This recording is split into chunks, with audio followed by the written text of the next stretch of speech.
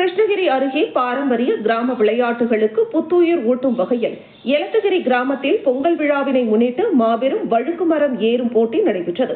இதில் 20க்கும் மேற்பட்ட இளைஞர்கள் பங்கேற்ற நிலையில் சுமார் 5 மணி நேர போராட்டத்திற்கு பிறகு எட்வின் என்கிற இளைஞர் பரிசு தொகையை தட்டிச் சென்றார். கிருஷ்ணகிரி மாவட்டத்தில் பொங்கல் பண்டிகை கிராமங்கள் தோறும் தமிழர்களின் பாரம்பரிய விளையாட்டுகள் இன்னும் பழமை மறவாமல் நடைபெற்று வருகிறது. இதன் ஒரு பகுதியாக கிருஷ்ணகிரி அருகே உள்ள எலத்தகிரி கிராமத்தில் பொங்கல் திருவிழா வெகு விமர்சையாக 3 நாள் வெகு சிறப்பாக நடைபெற்றது. இதில் தமிழர்களின் பாரம்பரிய விளையாட்டுகளை மீட்டெடுக்கும் வகையில் சிறுவர்கள் முதல் பெரியவர்கள் வரையிலான கிராம விளையாட்டு போட்டிகள் நடைபெற்றது.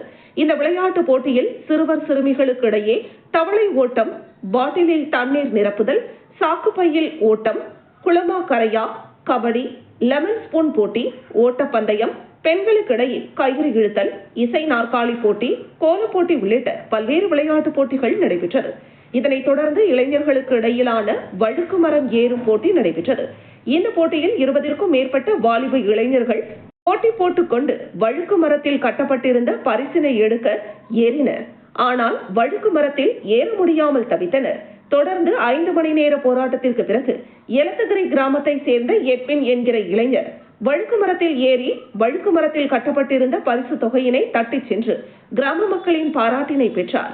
பின்னர் பொங்கல் விழாவினை முன்னிட்டு நடத்தப்பட்ட கிராம விளையாட்டு போட்டிகளில் வெற்றி பெற்றவர்களுக்கு எலத்தகிரி கிராம மக்கள் சார்பில் பரிசுகள் வழங்கி ஊக்குவிக்கப்பட்டனர். தமிழர்களின் பாரம்பரிய கிராம விளையாட்டுகளை இளைய தலைமுறையினர்கள் மத்தியில் புத்துயிர் ஊட்டும் வகையில் நடத்தப்பட்ட இந்த விளையாட்டில் ஏராளமான இளைஞர்கள் ஆர்வத்துடன் கலந்து கொண்டார்கள் என்பது குறிப்பிடத்தக்கது.